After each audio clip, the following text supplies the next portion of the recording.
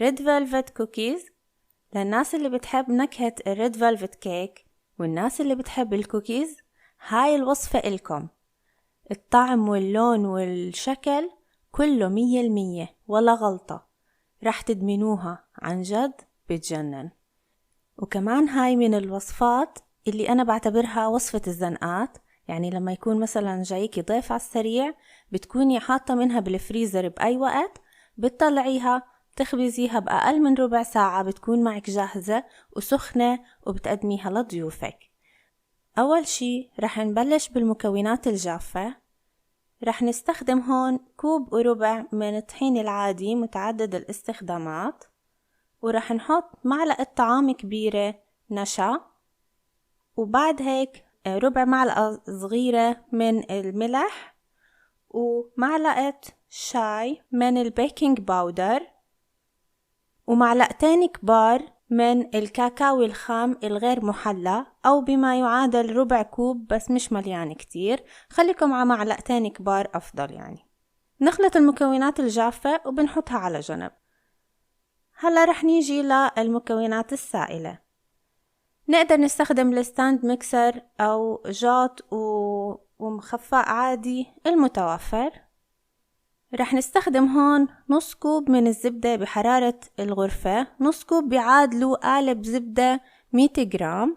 لازم يكون طري بهاي الطريقة لحتى يعطينا القوام الصح المطلوب. رح نضيف عليه 1/2 كوب من السكر البني و3 كوب من السكر الأبيض. نخلطهم شوي صغيرة. بعدين بنحط عليهم بيضة ومعلقة شاي فانيلا، وبنحط معلقة شاي لون طعام، بس خلوا معلقة لون الطعام تكون مليانة. أنا رجعت زدت كمان كم نقطة. نخلطهم لحتى يتجانسوا مع بعض منيح، وهون بنحط عليهم المكونات الجافة وبنخلطهم. ما تبالغوا بخلط المكونات، بس لحتى يتداخل المكونات الجافة مع السائلة، ما تكتروا خلط. هون بنضيف شوكولات شيب البيضة. ضيفوا الكمية اللي بتحبوها، 1/2 كوب 1/2 كوب قد ما بتحبوا الكمية جوا الكوكيز حطوا. وهون أنا نسيت أضيف معلقة حليب. إذا حسيتوا القوام شوي ماسك بنضيف معلقة حليب كبيرة. إذا كان القوام ممتاز ما تضيفوها، بس أنا بالعادة بضيفها يعني. نخلطهم وبعدين بنكورهم لكور متساوية. أنا هذا المقدار عمل معي 11 حبة كوكيز.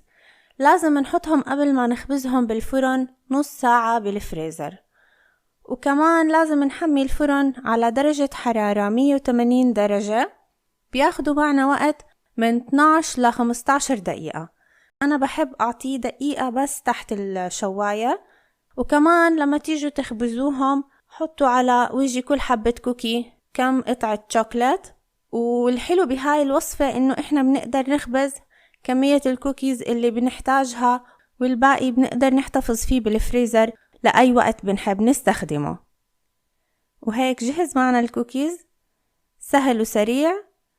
تقدروا تشربوا معه نسكافيه أو قهوة أو أي مشروب بتحبوه، وصحتين وعافية.